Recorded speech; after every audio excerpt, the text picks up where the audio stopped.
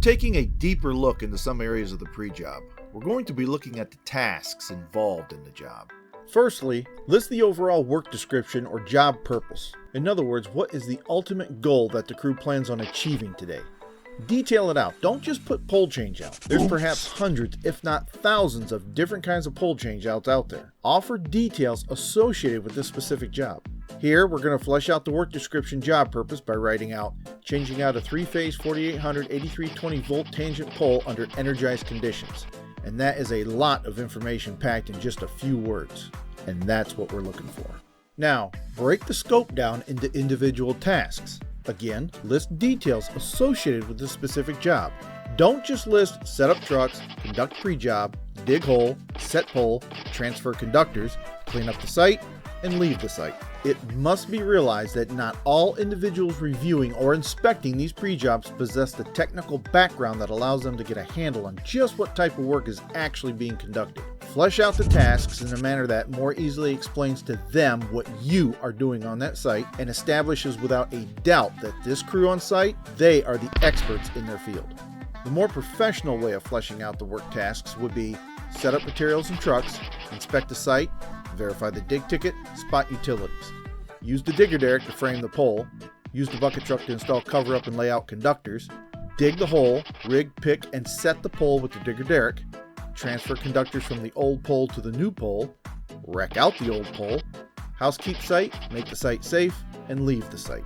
Keep in mind that if you think you're going to exceed the allotted 7 lines of tasks, then multiple tasks can be listed on the same line if they're closely associated with one another, and it can be expected that the same employees are performing those same tasks. Another option some crews do is to draw a vertical line down the center, increasing the tasks from the standard 7 to a possible 14. Another is using a separate sheet of paper as an addendum or supplement to the pre-job. This can contain all that extra information that could not be fitted on the standard form. And trust me, I can hear your eyeballs rolling from here. Whichever method is used, the ultimate goal remains the same. Clearly explain what you're doing so that those unfamiliar with your type of work can follow it. And establish that the employees on site are professionals. To the right of each task, list the crew member or members that have initially been assigned to complete or participate in that task. So, Task 1. Set up materials and trucks, inspect the site, verify the dig ticket, spot utilities. This is commonly a group effort on behalf of all crew members in getting the job started. So here, it would not be a cardinal sin to list entire crew as those responsible in completing this task. After this, however, work tasks typically begin to be pared down amongst the individual crew members. For example, we're going to assign Larry and Curly to frame the pole, while Mo and Bart use the bucket truck to install cover up and lay out conductors.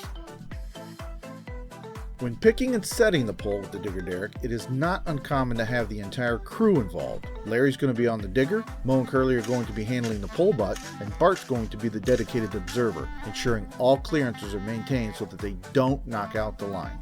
Once the pole is set, Bart and Mo will use the bucket truck to transfer the conductors from the old pole to the new pole. And then Bart and Mo will also be responsible for wrecking out the old pole. The entire crew will then housekeep the site, make the site safe, and leave the site. Now, a side note with regards to assigning names to individual tasks.